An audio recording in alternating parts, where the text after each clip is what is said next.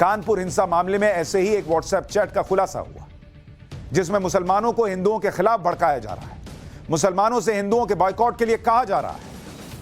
आपको उस WhatsApp group की चैट दिखाता हूं जिसमें हिंदुओं को अलग थलग करने की साजिश की थी। इस ग्रुप चैट में लिखा जा रहा था कि हिंदुओं की दुकानों से सामान मत खरीदो। मैंने आपसे कहा था ना, ये जो इंटरनेशनल प्रोपेगेंडा है ये भी इसी टूल किट का हिस्सा है, क्योंकि 9 दिन बाद इनको समझ में आए कि हमारे पैगंबर का अपमान हो गया। ये तो नहीं हो सकता, अपमान हुआ तो उसी दिन समझ में आएगा। 9 दिन बाद रिएक्शन आया था, और उस रिएक्शन का यहां कैसे इस्तेमाल हुआ वो आपको बताया था, कैसे हिंदू मुसलमान किया जा रहा है वो बताया था। और अब आप देखिए व्हाट्सएप ग्रुप में हिंदुओं के बॉयकॉट की बात हो रही। हिंदू को क्यों बॉयकॉट?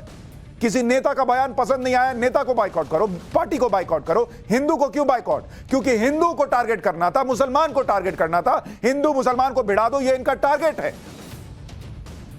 व्हाट्सएप ग्रुप में हिंदू दुकानों के नाम लिखे जा रहे थे।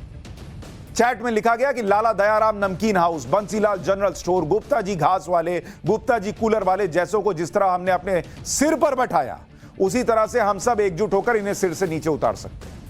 चैट में लिखी बातों से आप समझ सकते हैं कि मुसलमानों को हिंदुओं के खिलाफ भड़काया जा रहा था। अब सवाल यह है कि भाई आपको विवादित बयान से परेशानी है या हिंदुओं से? आखिर कानपुर के आम हिंदू दुकानदारों की क्या गलती है जो आप उनके दुकानों को निशाना बना रहे हैं? और इसी तरह से यह नैरेटिव चलाया गया कि एक्शन तो सिर्फ मुसलमानों पर होता है, बुलडोजर तो सिर्फ मुसलमानों पर चलता है। मैंने कल आपको आंकड़ों के साथ बताया था कि यूपी में बुलडोजर धर्म देखकर नहीं, अपराध देखकर चलता है।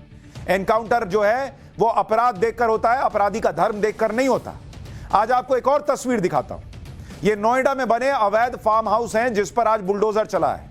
जब जहांगीरपुरी दिल्ली में बुलडोजर चला था, यही ओवैसी कहते थे अगर इतनी हिम्मत है तो जरा फार्म हाउस पर चलाकर दिखाओ। देखिए फार्म हाउस पर चल रहा है, करोड़पति लोगों के फार्म हाउस पर चल रहा है। जिन लोगों ने अतिक्रमण करके फार्म हाउस बनाया, आज उन सबको गिरा दिया गया।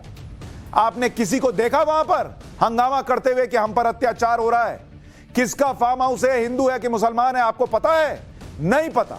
खबर नहीं दिखाऊं तो आपको पता भी नहीं चलेगा कि फार्म हाउस पर बुलडोजर चल गया। लेकिन यही आप लेकर चले जाइए किसी मुस्लिम बहुल इलाके में तो 10 नेता दौड़े दौड़े आएंगे ये बताने के लिए कि मुसलमानों पर अत्याचार हो गया, क्योंकि उनका नैरेटिव सेट करना है उनको। नोएडा सेक्टर 135 में 10 हेक्टेयर में बने 15 फार्म हाउस बुलडोजर से ध्वस्त कर दिए गए। जिन फार्म हाउस पर बुलडोजर चला उसकी कीमत लगभग 50 करोड़ रुपए है।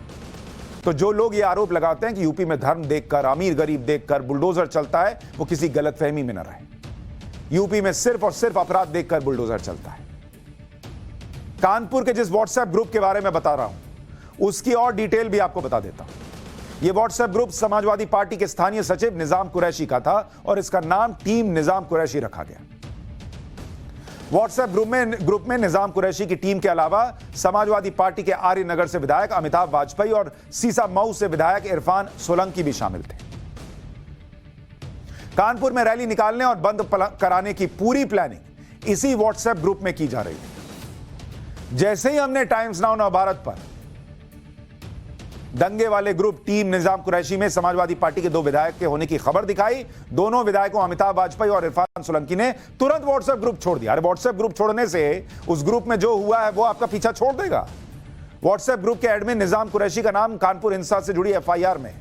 अमिताभ वाजपेयी और इरफान सोलंकी को डर था कि कहीं पुलिस उन तक ना पहुंच जाए, इसलिए दोनों नेता व्हाट्सएप ग्रुप छोड़ने के बाद खुद कानपुर पुलिस कमिश्नर से मिलकर सफाई देने पहुंच गए। कानपुर के मामले में एक और झूठ पकड़ा गया। कल ही पीएफआई ने एक बयान जारी कर बड़ी बड़ी बातें कही थी। दावा किया था ना कि कानपुर दंगे से उनका कोई लेना देना नहीं है। कल ही शाम में पुलिस ने दंगे के आरोप में पीएफआई के 3 कार्यकर्ताओं को गिरफ्तार कर लिया, जबकि 2 आरोपी अभी भी फरार हैं। हिंसा के आरोप में गिरफ्तार पीएफआई के पहले सदस्य का नाम है मोहम्मद उमर, जो 2019 में सीए विरोधी हिंसा में भी आरोपी है। पुलिस के मुताबिक हिंसा के समय यह मौके पर मौजूद था। दूसरा नाम है सैफुल्ला, इसका रिकॉर्ड भी हिंसा का है। इस पर सीए विरोधी हिंसा में शामिल होने का आरोप है। पुलिस के मुताबिक यह भी 3 जून को हिंसा के दौरान वहां मौजूद था। और तीसरा नाम है मोहम्मद नसीम का, इस पर भी दंगे में शामिल होने और भड़काने का आरोप है। तो वो जो पीएफआई ने चिट्ठी लिखी थी कि भारत में प्रदर्शन करते करते उसके हिंसक हो जाने का तो लंबा इतिहास है, मतलब कोई बहुत मामूली बात है हिंसा हो गई, तो वो इसीलिए कर रहे थे क्योंकि इनको अपने आप को जस्टिफाई करना था। पीएफआई के सदस्य गिरफ्तार हुए तो उसकी सफाई भी आई। दावा किया गया कि सारे आरोप मनगढ़ंत है, किसी में कोई सच्चाई नहीं है, सारे मामले खत्म हो जाएंगे। अच्छी बात है, आज तो तुम अरेस्ट हो, आज तो तुम्हारा नाम आ रहा है, सीसीटीवी फुटेज है, सब कुछ है, देखा जाएगा आगे क्या होगा। कुछ लोग भारत को हिंदू मुसलमान में उलझाना चाहते हैं।